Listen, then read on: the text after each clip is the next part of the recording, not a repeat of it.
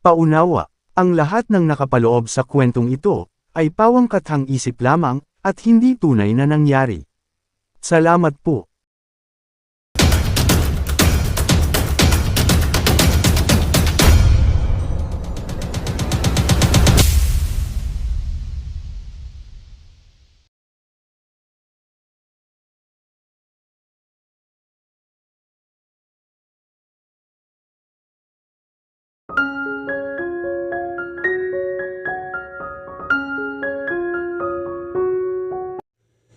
Matapos ang aksidenteng iyon, ay unti-unting kinapansinan ni Joanna ang pagbabago ng mga kilos ni Jacob.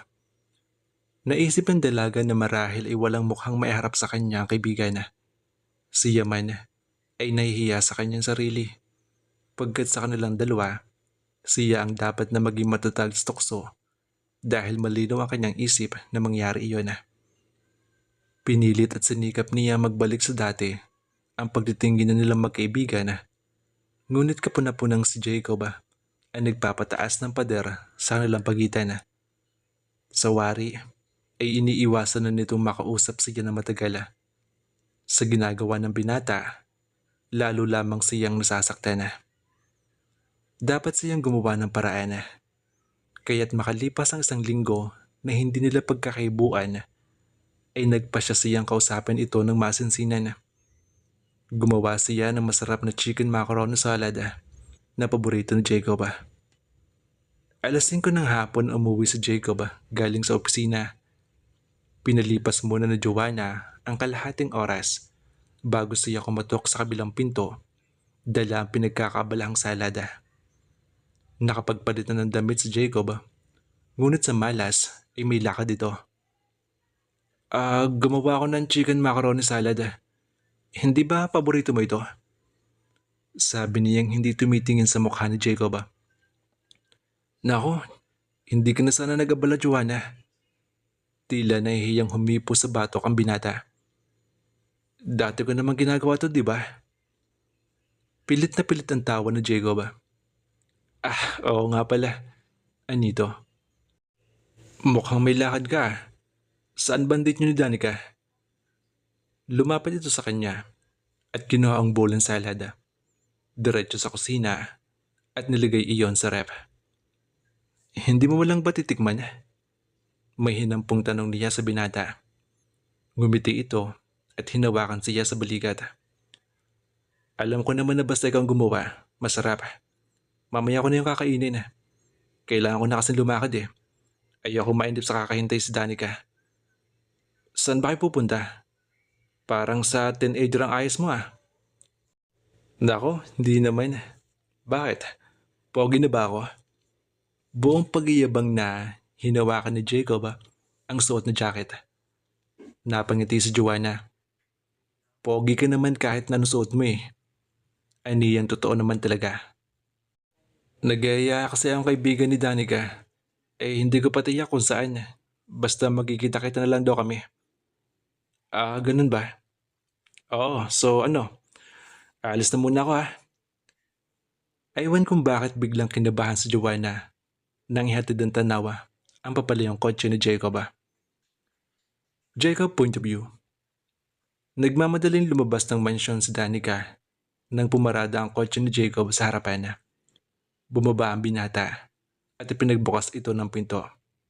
Pagsakay niya ay yumapo sa kanya ang dalaga at kusang humalik. I miss you darling. Bulong ni Danica sa kanyang tenga. Parang kinikiliti si Jacob. Muli nitong hinagkan ang kasintahan. Okay, let's go pa. Baka naghihintay na mga kaibigan ko. Sabi ni Danica at tumaas na ng upo.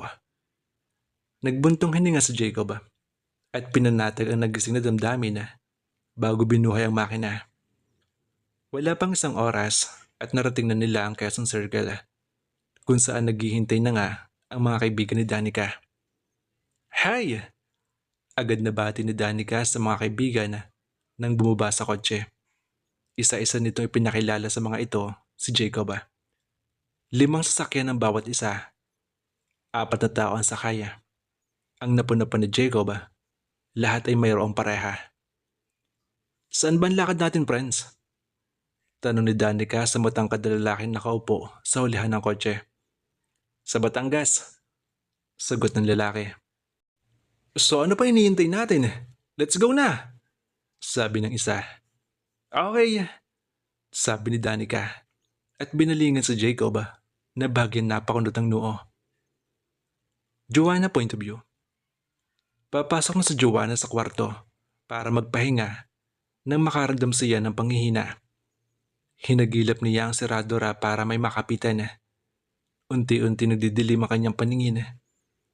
Hindi na ninarati ang kama pagkat nanlalambot na kanyang mga tuhod.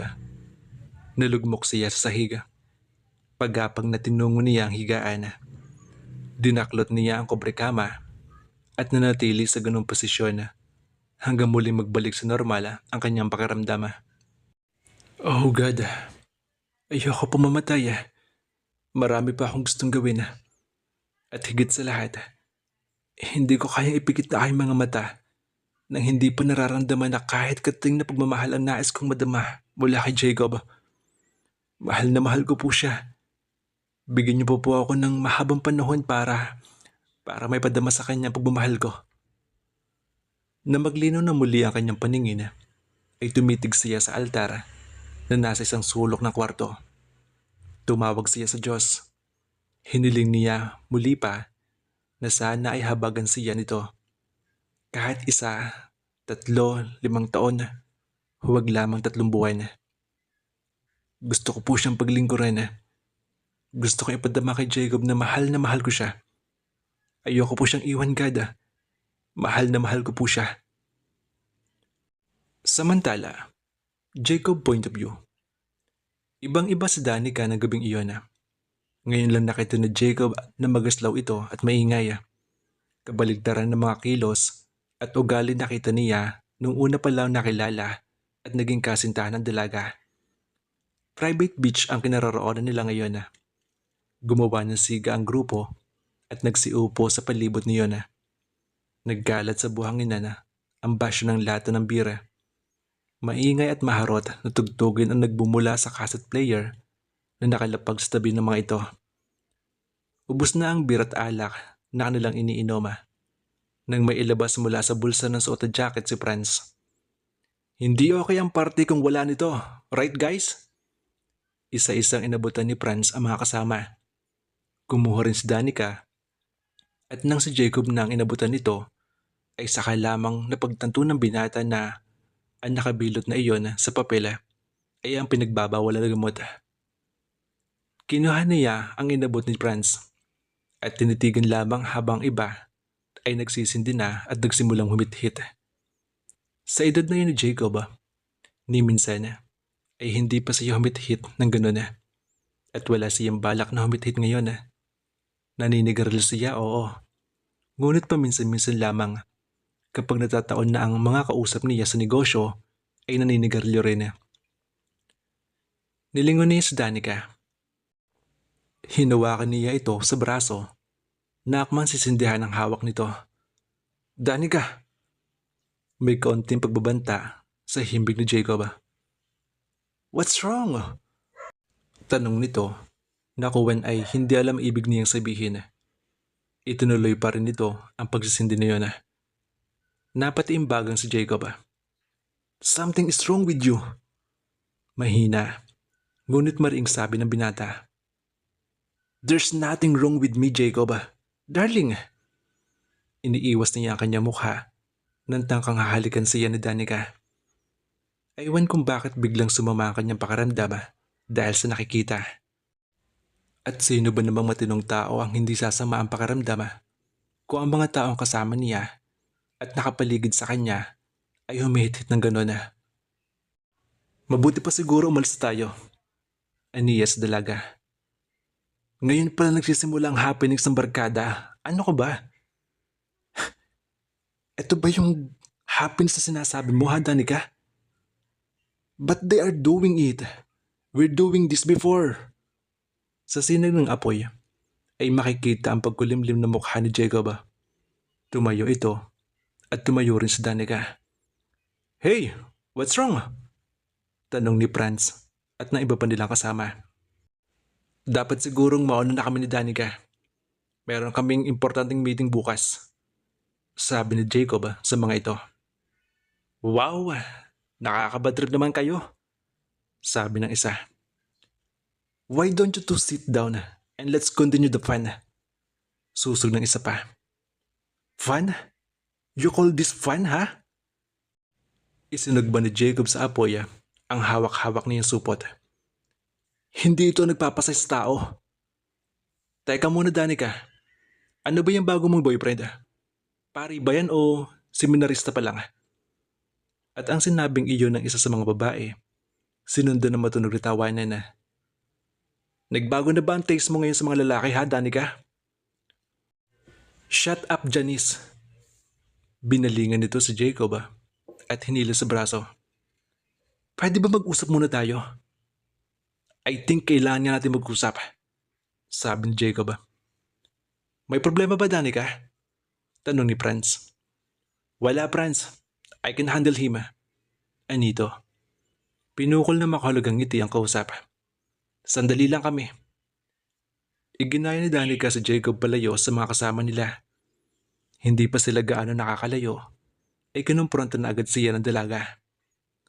Ano ba nangyayari sa'yo, Jacob? Bakit bigla ka nalang nawala sa mood? Nakakahiya sa mga kaibigan ko. May paninising sabi ni Danica sa kanya. Wala ako dapat ikaya sa mga kaibigan mo, Danica.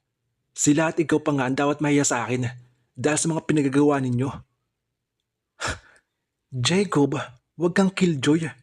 We are here to enjoy. Hindi ibig sabihin na gumagamit tayo ng pinagbabawal na gamot. Bawal lang kung mahuhuli tayo. At sino makakaalam sa ginagawa natin, ha? Private resort to. Private beach. Hindi ako tulad ng mga kaibigan mo, Danica. Huminto ito sa paglalakad at hinarap siya. I know. Pero hindi ba maaari makibagay ka naman sa kanila? Kahit ngayong gabi lang. Hindi, Danica. Desperado ay kinumpa si Danica ang mga kamay sa hangin. Jacob, pagbigyan mo naman ako. Mga kaibigan ko sila. Kaibigan mo. Pero hindi ko kaibigan, Danica. Kaya hindi nila ako papipil sa ginagawa ninyo. Jacob, kahit ako na lang ang... Hindi niya pinatapos ang sasabihin ni Danica. The answer is no, Danica. Ngayon, pwede bang ako ang pabigyan mo? Uuwi na tayo. At kung hindi ako pumayag, may paghahamong sabi ni Danica kay Jacob na maywang pa ito at itinaas ang noo. Kumunot ang noo ng binata. Umuwi na tayo, Danica. Ihahatid na kita sa inyo. Ayoko sabi. Danica, inilalayo kita sa kapahamakan. Hindi sila mga klase na dapat mo itunuring na kaibigan. Sila pa nagbubuhay sa'yo na gumamit niyan. Ganun ba mabuting kaibigan, ha, Danica? Pumulupot sa leeg ni Jacob ang braso nito. Naglalambing sa kanya si Danica. Darling, we don't have to fight. Kung talagang mahal mo ako, pagbigyan mo ako at babalik tayo sa kanila. Paano ko akong humingi sa'yo ng kondisyon? Inis na kumala sa kanya si Danica. Bakit ka ba ganyan? Hindi pa nga tayo matagal, inaaway mo na ako. Kunwari pa'y nagtatampo ito kay Jacob. Maaga ko lang nalaman tunay mo ugali. How dare you? Sinampal siya ni Danica. Wala kang karapatan magsalita sa akin ng ganyan. Tapos ka na ba? Halata na bigla si Danica nang sampalin si Jacob. Nakabawi rin ito agad at hinabol si Jacob at tumalikod. Darling, wait! I'm sorry. I didn't mean to slap you. Nabigla lang ako. Danica, where are you going? Pasigaw na tanong ni Franz nang maparaan sila sa mga ito pabalik sa kinapaparadahan ng kotse ni Jacob. Hindi pinansin ng dalawa si Franz. Jacob, wag mo naman akong hiyain sa mga kaibigan ko. Hindi pa rin siya lumilingon. Jacob, ano ba? Hindi mo mapipilit sa bagay na ayaw kong gawin, Danica. Nabuksan na niya ang kotse. Ngayon, magdesisyon ka. Sasama ka sa akin o mapag-iiwan ka rito kasama mga kaibigan mo? Tanong niyang ipinagdiinan pa ang katagang kaibigan. Wala ka na bang iisipin kundi ang sarili mo, ha? Ayokong pagtawanan ako ng mga kaibigan ko. Sino kaya sa ating dalawa makasarili, ha? Mas pinapahalagan mo pa mga walang kwenta mong kaibigan kaysa sa akin. Huwag mong tawagin walang kwenta mga kaibigan ko. Oh, yeah? Talaga? Ano gusto mo itawag ko sa kanila? Adik? Sige, umalis ka. Umalis ka kung gusto mong umalis. Hindi kita kailangan. Hindi ka namin kailangan dito. Sumakay sa kotse si Jacob. Tuloy sa pagtatalak si Danica. Hindi ka ang lalaki magsasabi sa akin ng mga dapat at hindi ko dapat gawin. Sige, umalis ka. Dahil hindi lang ikaw ang lalaki na babaliw sa akin. Kaya huwag mong aasahan na magkahabol ako sa'yo. Pagkarinig ng lahat ng iyon, ay pinaharurot na niya ang kotse palayo sa lugar na iyon. Nangangalit ang bagang niya sa matinding galit. Ang unang babaeng pinahalaga niya ng labis, ganito pa ang ginawa sa kanya. Ito ang napala niya na magmahal ng isang katulad ni Danica na mapagkunwari. Alauna na madaling araw ayon sa kanyang relo. Kasalukuyan na niyang tinatahak ang South Superhighway. Ilang minuto pa lamang mula na pumasok siya sa Carmona exit. Paminsan-minsang napapahampas sa manibela kami niya. Hindi pa rin nawala sa kalooban niya ang galit. Bakit si Danica pa? Sigaw na kanyang isip. Bakit ko kailan mahal na mahal ko na siya? Saka ko pa nakita ang tunay na ugali niya.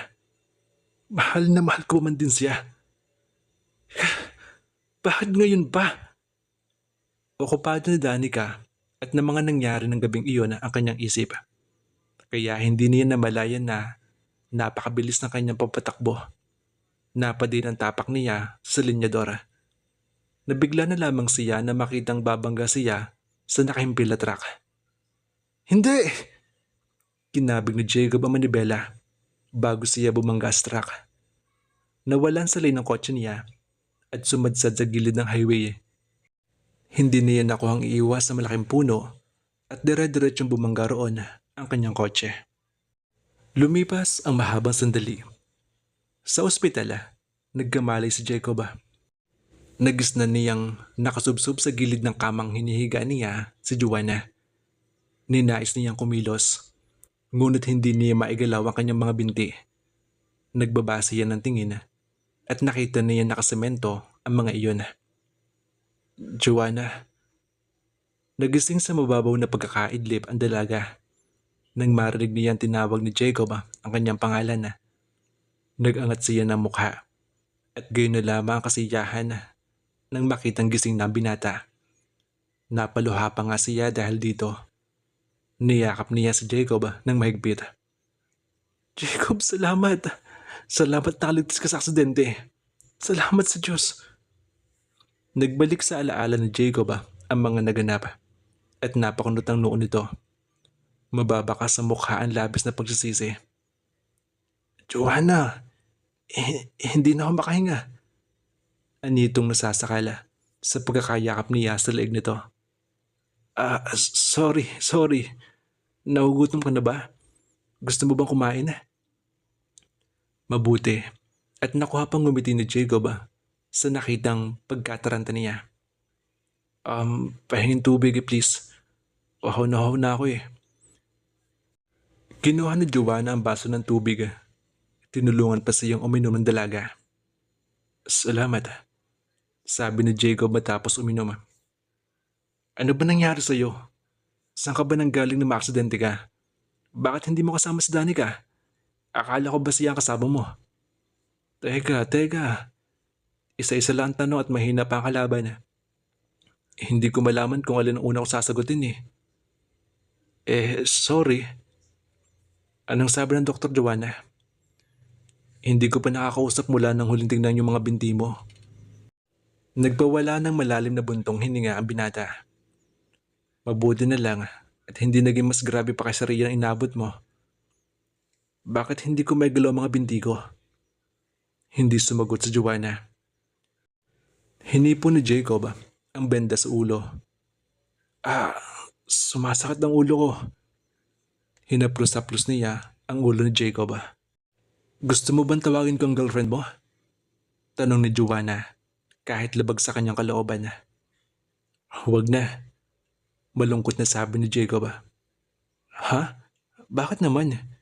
Hindi ba dapat nandito si Danica at siya nagbabantay sa'yo? Bakit? Nagsawa ka na agad sa pagbantay sa akin? Umiling siya. Hindi naman sa ganun. Baka lang kasi gusto mong nandito siya at personal na nag-aalaga sa'yo. Malalim na buntong hininga ang pinakawala ni Jacob. Nang iwan ko siya kagabi, kasama niya mga kaibigan niya. At alam kong tapos na sa amin ang lahat. Napanganga si Joanna sa narinig. Hindi pa siya nakapagbibigay ng reaksyon na magsalita muli ang binata. Nagkamali ako, Joanna. Nagkamali ako kung bakit siya pang minahal ko. Kung ako ang minahal mo, sana hindi ka nasaktan ng ganito.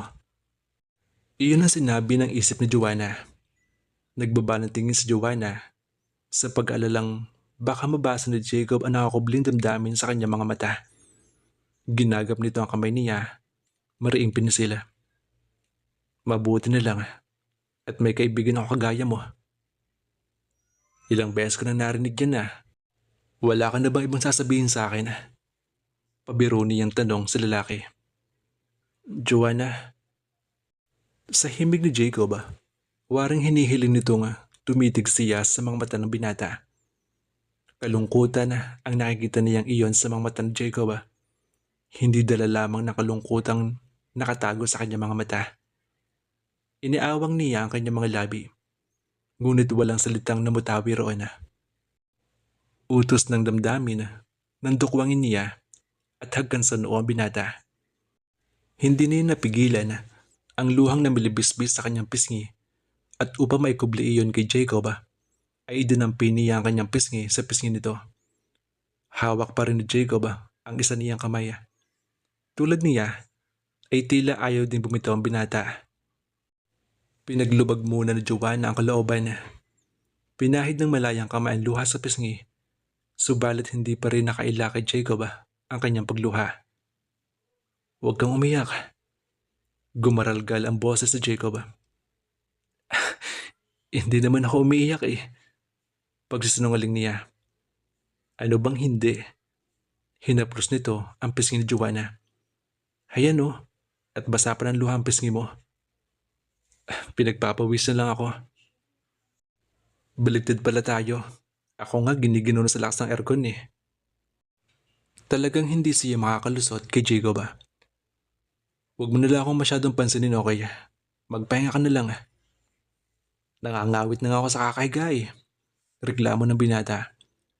Kaya ikaw magpahinga. Hindi ka pa yata natutulog. Tinan mo ang sarili mo sa salamin.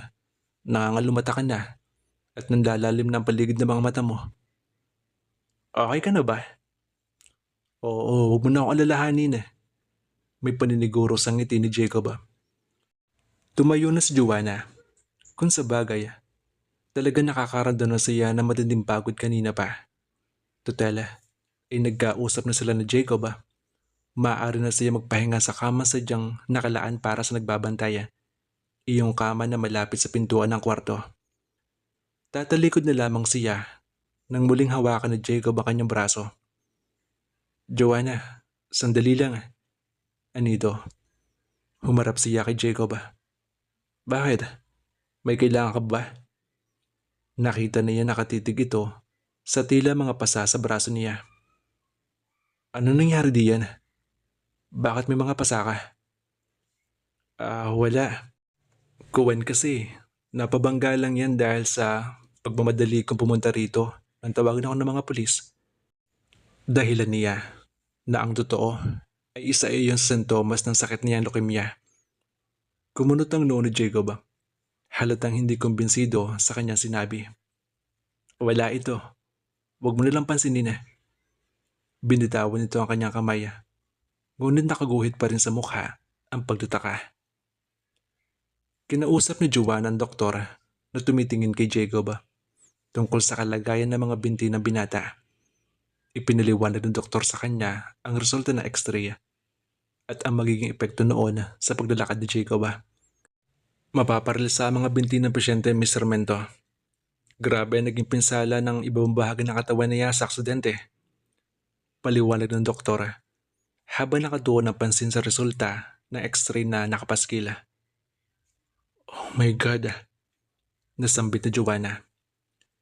Dok, ano ho ang chance na niyang makakalakad? There is 5% chance that he will be able to walk again. Tahasang sabi ng doktor. Nanlumo si Joanna para kay Jacob. Napakaliit ang tsansa ng binatang muling makalakad. Dok, may paraan pa para muli siya makakalakad, no? Aniya, tila gusto mong makaawa sa doktor. Mr. Miento, hindi ko sinabing wala na siyang pag-asa makalakad. Ang sinabi ko lamang ay may 5% siyang tsansa. Napakaliit naman ng tsansang yun, Dok. Bakit hindi pa niyo sabihin totoo? Ayokong paasahin si Jacob sa wala. Mr. Miento, calm down. Alam kong mahirap para sa'yo lalo na sa pasyente ang katotohanan. Pero it would be unfair kung sasabihin kong wala na siya pag-asang lumakad kahit katating. Anong malin natin? Baka sa regular na therapy makalakad ulit siya. Kailangan din ng determinasyon mula sa pasyente. Paano ko sasabihin kay Jacob, Doc? Natatakot ako. Baka hindi niya matanggap. Magkatulong natin sasabihin sa kanya ang kalagayan niya. Mahirap naman kung ililihim natin sa kanya ang lahat, hindi ba? Hindi natin maaring ilihim sa kanya. Pero sana lang ay maunawaan niya at huwag siyang panghinaan ng loob.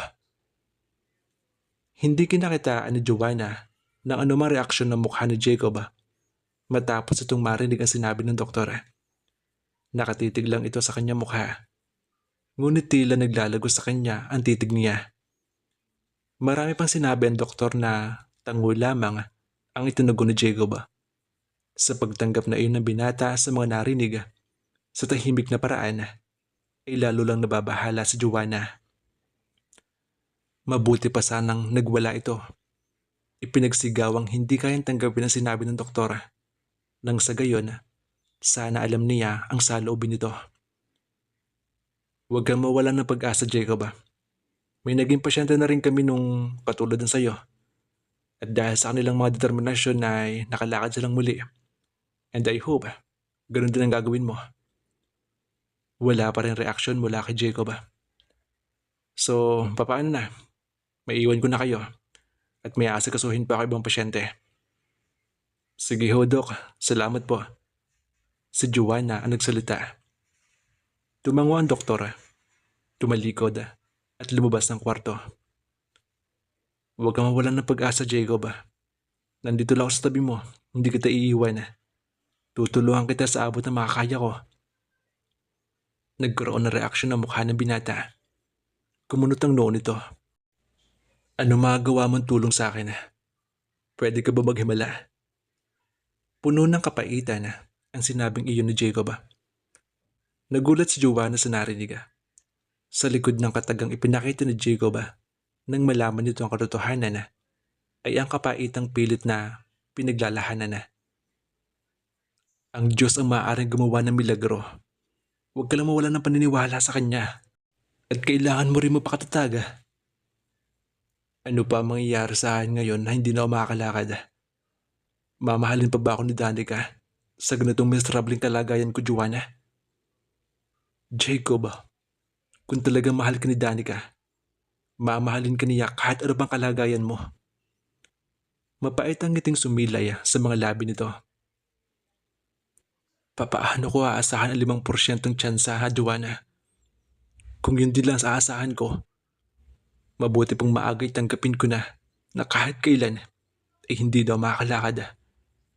Hindi, Jacob. Mali ang paniniwala mong yan. Lalo ka lang panghinaan ng loob kapag ngayon pa lang ay susuko ka na. Madaling magsalita, Joanna. Dahil hindi ikaw nasa katayuan ko. Hindi ikaw magiging inutil. Gustong sabihin ni Joanna kay Jacob ang mga salitang ito. Inutil na malaki pa ang pag-asa mabuhay. Samantalang ako, may taning na ang buhay ko. Pero hindi pa rin nawawalan ng pag-asa. Nagbabaka sakali pa rin akong maawa sa akin ng Diyos at di rin giniya ay mga panalangin. Pero isinaloob na lamang niya iyon. Hindi ka na makasagot dahil totoo ang mga sinabi ko, di ba? Hindi mo nararamdaman ang sakit na mawala ng pag-asa makalakad, na hindi na makakatayo sa sarili kong paa. Nagkakamali ka, Jacob. Nagkakamali ka kaya iniisip mo. Nararamdaman ko ang sakit na nararamdaman mo at higit pa doon.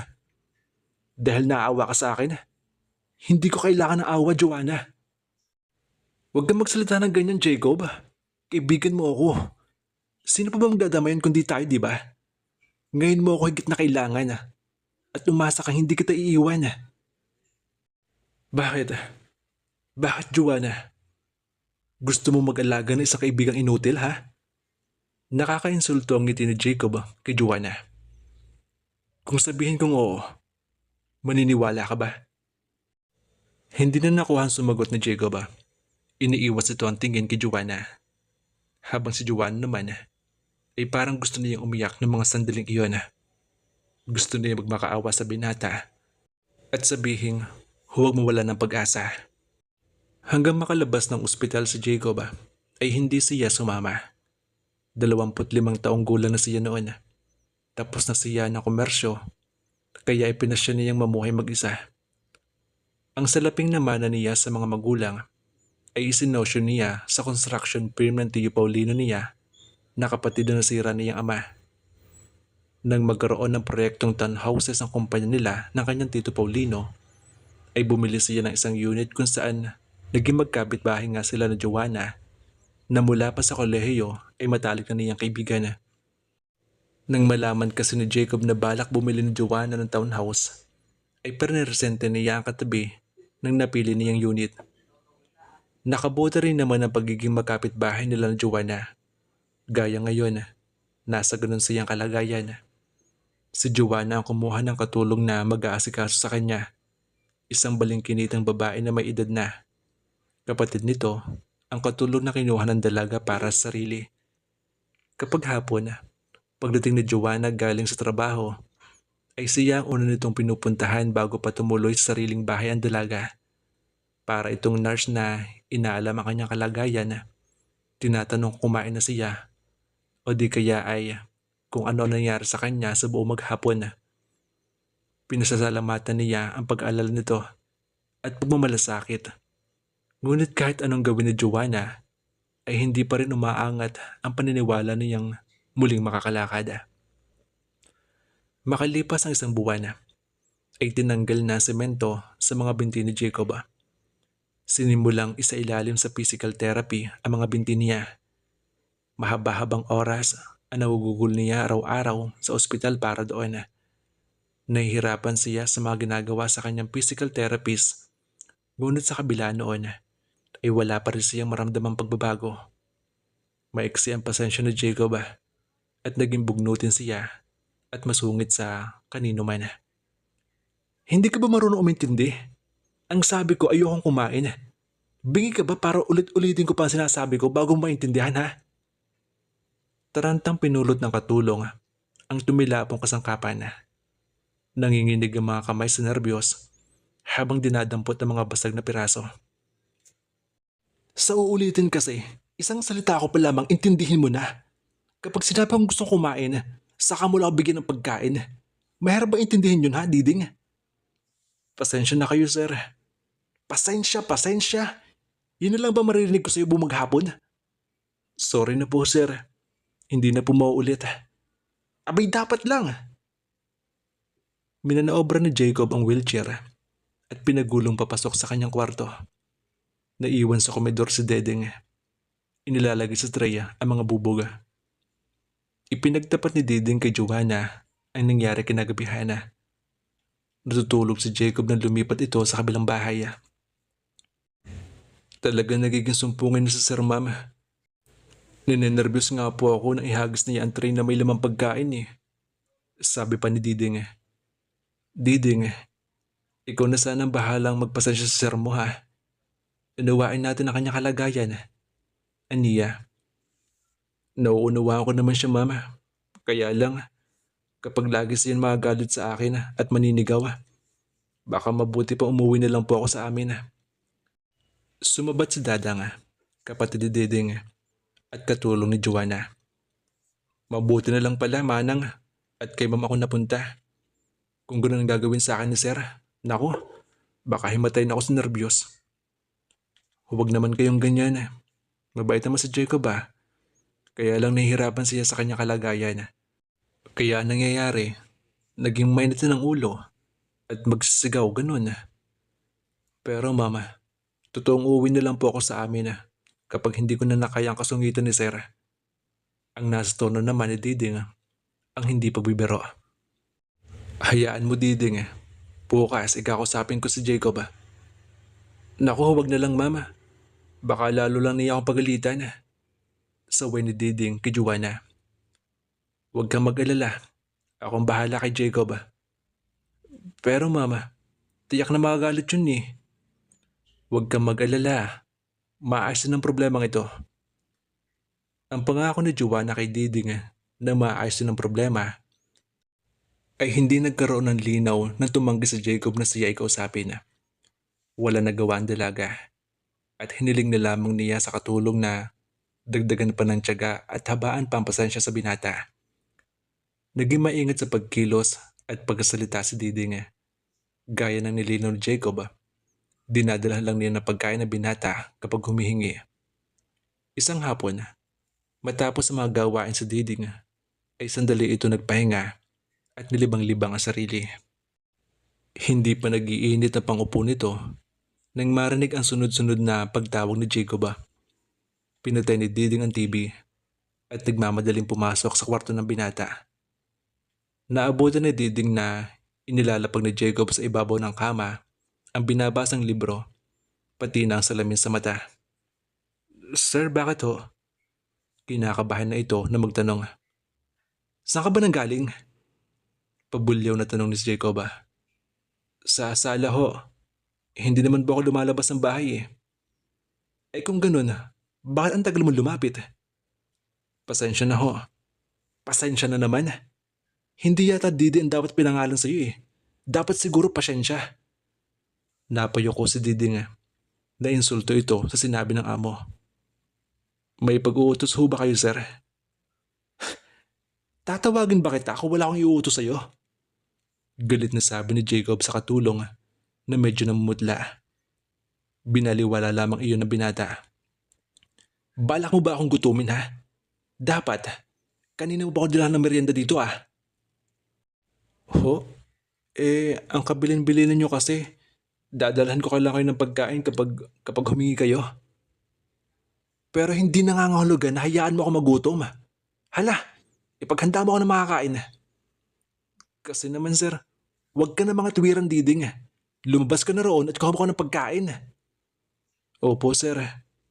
At hangus nang iniwan na Diding sa kwarto ang binata. Lumipas pa ang ilang sandali. Ano bang klaseng pagkain to Diding ha? Napakatabang na sopas. Ito namang fried chicken napakaalat. Tama lang naman po ang timpla ko sir eh. Katwiran ni Diding. Pinalalabas mo ba akong sinungaling? Pipintasan ko ba ang luto mo kung pasado sa panlasa ko? Singhal ka agad ni Jacob. Hindi sa ganun sir. Kaya lang nitong mga huling araw kasi, hindi na nakaluto ng tama sa panlasa niyo eh. Kahit masarap naman po ang luto ko, pinipintasan niyo pa rin. Tuloy nang lumabas ang hinanakit na kinikimkim ni Diding. Huwag mo akong dramahan Diding. Kahit wala akong ginagawang mali, lagi niyo lang ako pinapansin. Patuloy ni Diding. Hindi na niya pansin kung nakakuyuman ang kamao ni Jacob na nakapatong sa hapag. Lagi na lang kayo nagagalit sa akin. Lagi niyo lamang akong binubulyawan, sinisigawan. Natataranta na po ako sa ginagawa niyo eh. Kumulimlim ang mukha ng binata. Ano ba talaga ang gusto niyo, sir? Kapag kusa ko kayong pinaghahanda ng pagkain, nagagalit kayo. Kapag hindi ko naman kayo dinadalahan ng pagkain, magagalit pa rin kayo. Hindi ko na malaman kung saan ako lulugar eh. Kung hindi ka na makatiis dito, pwes umalis ka. Hindi kita pipigilan. Sige, umalis ka na. Total ay kabibigay ko lang sa'yo ng sweldo mo kanina, hindi ba? Talagang aalis na ako, sir. Hindi na ako makatagal sa inyo. Tinalikuran ni Diding si Jacob sa galit ay pinalis niya ang pagkain na kahain sa hapaga. Lumikha ng ingay na basag na kasangkapan ng bumagsak. Paglabas ni Diding ay bitbit na nito ang baga. Bago tuluyang umalis, ay nakuha pa nito magpaalam kay Jacob. Hindi umibig ang binata at inihatid ang tingin ng katulong hanggang sa makalabas ng pintuan niya. Nilapitan ni Jacob ang pintong naiwan ni Diding na bukas. Medyo nahirapan siyang isara iyon nang nakaupo siya sa wheelchair. Visit! Sige, iwan niyo ako. Hindi ko kailangan sa buhay ko. Kaya ko mamuhay mag-isa. Kaya kong tumayo sa sarili kong mga paa. Lumipas ang mahabang sandali. Jacob.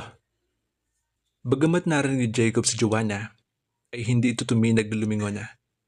Nanatili ito nakayoko ng ulo. Hindi mo dapat pinalaya si Diding. Mabait naman siya. Lahat ng gawain dito, alam niyang gawin. Sino ngayon mag-aasikaso sa mga pangangailangan mo? Kusa siyang umalis, hindi ko siya pinalayas. Mahinahong sagot ng binata sa kanya. Paano nga hindi aalis si Diding? Lagi mo nalang sinisigawan. Wala ka nang pinansin, kundi ang mga mali niyang hindi naman sinasadyang nagagawa. Joanna, okay lang sa akin kahit umalis si Diding. Kaya ko mabuhay mag-isa. Sa kalagayan mong yan, ha?